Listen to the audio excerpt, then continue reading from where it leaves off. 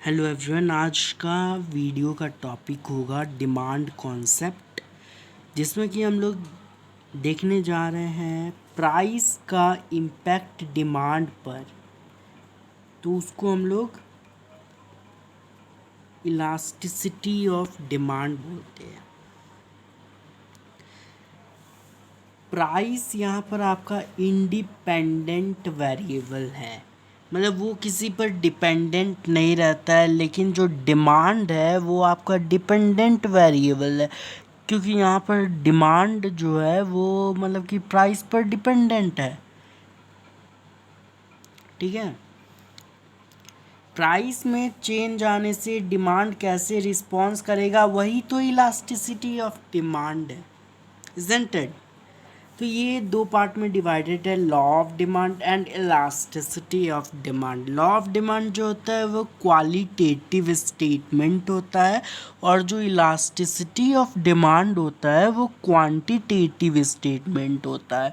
Elasticity of demand में हम लोग पता करते हैं कि कितना चेंज आ रहा है, मतलब प्राइस में चेंज आने से कितना चेंज आया है डिमांड में, उसको हम लोग इलास्टिसिटी ऑफ डिमांड में पता करते हैं। इलास्टिसिटी का मतलब होता है मैग्नीट्यूड। ठीक है, यहाँ पर प्राइस बढ़ेगा तो डिमांड घटेगा, प्राइस घटेगा तो डिमांड बढ़ेगा। लॉ ऑफ डिमांड हम लोग को बताता है कि direction of change in demand for a good as a result of change in price. Thus, elasticity of demand refers to the percentage change in the quantity demanded of a commodity as a result of percentage change in its price. Elasticity of demand indicates how much quantity demanded of a commodity will change with change in its price. Income of the consumer, जिसमें कि इसको हम लोग income बोलते हैं ना, income elasticity, और change in price, price elasticity, price of related goods, cross elasticity. Next है ED.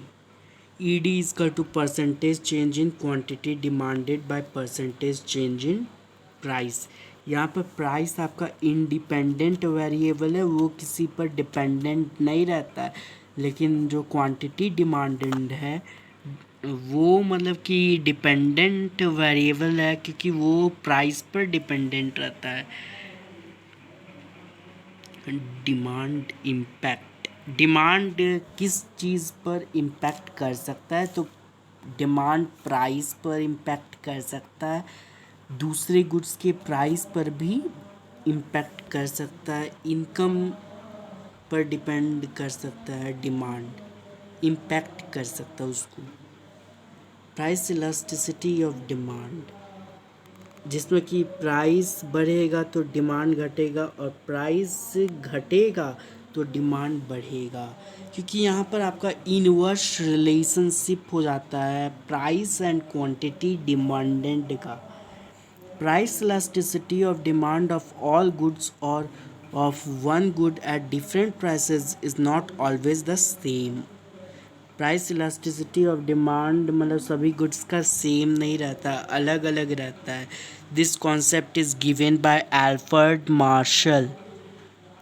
Elasticity of demand is divided into 5 degrees. पहला, perfectly elastic. Perfectly elastic demand is one in which a little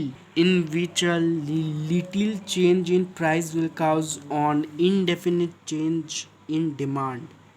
Here ED is equal to infinite, मतलब थोड़ा सा भी change आएगा तो आपका demand में भी चेंज आएगा। और वही परफेक्टली इनइलास्टिक में a perfectly inelastic demand is one in which a change in price produces no change in quantity demanded. मतलब प्राइस में चेंज आने से क्वांटिटी डिमांडेड में कोई भी चेंज नहीं आएगा in perfectly in elastic. Perfectly elastic में तो प्राइस में चेंज हुआ तो डिमांड में भी चेंज होगा, लेकिन परफेक्टली इन इलास्टिक में वैसा नहीं होता है, इज़न्ट इट। नेक्स्ट है यूनिटरी इलास्टिक, जहाँ पर प्राइस 10% से चेंज करता है तो डिमांड भी 10% से ही चेंज होगा, ठीक है। प्राइस घटेगा तो डिमांड बढ़ेगा। It means that a percentage change in price produces on equal percentage change in price। मतलब यहाँ पर प्राइस में जो चेंज आएगा वही चेंज डिमांड में भी आएगा। It means that a percentage change in price produces on equal percentage change in demand, ठीक है। डिमांड होगा ED is equal to 1. This type of demand curve is also called rectangular hyperbola, और इसको हम लोग rectangular hyperbola भी कहते हैं। Next is greater than unitary elastic. It means that a given percentage change in price produces relatively more percentage change in demand. Price में जैसे कि 10% चेंज आया और डिमांड में 20% हो गया, उससे दुगना हो गया, ठीक है, ज़्यादा चेंज आ गया। और लेस दैन यूनिटरी इलास्टिक में मतलब कि उससे कम चेंज आया। प्राइस 10% से चेंज किया और डिमांड 5% से चेंज किया तो कम हो गया ना। Unitary elastic demand is one in which a given percentage change in price produces relatively less change in demand। यहाँ पर बहुत कम चेंज होता है डिमांड में। मैथड्स क्या क्या है measuring price elasticity of demand? Number 1 percentage और ratio method. In this method we compare the percentage change in demand with response to change in price, ठीक है। Next is total outlay method और expenditure method, जहाँ पर price into quantity होता है। Price और quantity को मल्टीप्लाई करते हैं, ये दोनों वैसे मल्टीप्लाई हो जाएगा। यहाँ पर ईडी इक्वल हो गया, इक्वल होता है, ग्रेटर देन 1 होता है और लेस देन 1 भी होता है, ठीक है। डिमांड 100 हो गया, प्राइस 4 है, इसको मल्टीप्लाई करके 400, इसको 600, तो यहाँ पर चेंज हो गया, ग्रेटर देन 1 और लेस देन 1 हो गया। पॉइंट मेथड और ज्योमेट्रिक मेथड में lower part of demand curve by upper, lower by upper कर दिया जाता है। Next is indifference curve approach. Indifference curve approach क्या होता है? On indifference curve shows various combination of two commodities.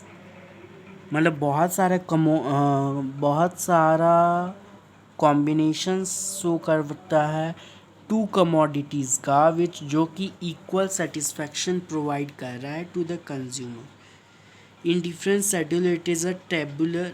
अब इंडिफरेंस शेड्यूल क्या होता है? तो इंडिफरेंस शेड्यूल एक टेबुलर स्टेटमेंट होता है जो कि डिफरेंट कॉम्बिनेशन को दिखाता है ऑफ टू गुड्स, जो कि इक्वल सेटिस्फैक्शन कंज्यूमर को देता है।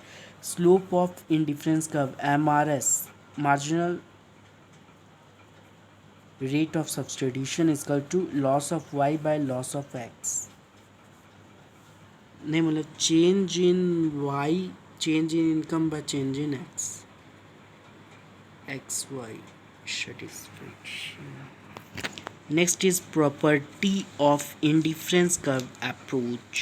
Number 1, on indifference curve approach slopes downward from left to right, जो कि negatively slope होता है।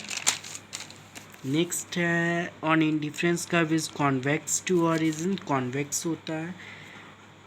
Next is two indifference curve can never intersect each other, मतलब दो इंडिफरेंस कर्व एक दूसरे को इंटरसेक्ट नहीं कर सकता, और चौथा है कि higher indifference curve represent higher level of satisfaction. ठीक है, वीडियो कैसा लगा? अगर वीडियो अच्छा लगा तो लाइक कमेंट सब्सक्राइब जरूर करें।